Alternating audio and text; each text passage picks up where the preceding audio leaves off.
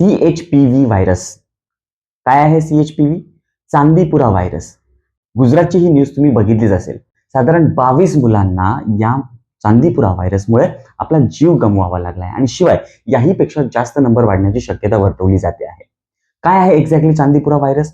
साधारण 1965 साली नागपूर जवळच्या चांदीपुरा गावामध्ये सगळ्यात पहिल्यांदा हा चांदीपुरा व्हायरस आढळून आला. हा actually human to human transmission होत नाही, पण याची सिव्हिरिटी जास्त असते, मॉर्टॅलिटी रेट जास्त असतो आणि यापूर्वीही महाराष्ट्र, तेलंगणा आणि गुजरात या ठिकाणी याचे आउटब्रेक्स आढळून आलेले आहेत.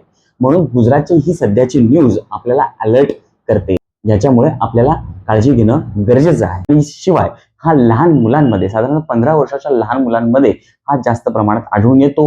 म्हणून तुम्हाला याची लक्षणं माहिती असणं गरजेचं आहे. त्यासाठी हा व्हिडिओ बनवतो. चांदीपुरा व्हायरस हा कसा पसरतो?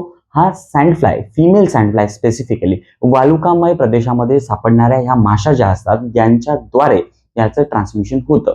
साधारण मान्सून आणि पोस्ट मान्सून सीझन मध्ये अस्वच्छता जास्त पसरते आणि त्या ठिकाणी या सँडफ्लाईज जास्त प्रमाणात आढळून येतात आणि यांच्याद्वारे आपल्याला इन्फेक्शन होत असतं. लक्षणं काय दिसतात? High grade fever, nausea, vomiting, headache आणि जनरलाइज विकनेस यासारखी बेसिक लक्षणं दिसतच असतात.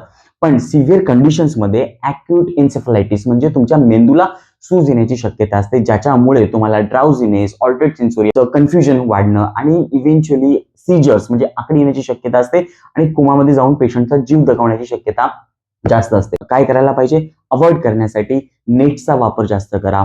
शिवाय इन्सेक्ट रिपेलेंट वापरण्याचा प्रयत्न करा. सॅनिटायझेशन, चांगली स्वच्छता बाळगण्याचा प्रयत्न करा आणि याशिवाय मला फॉलो नक्की करा. Thank you very much.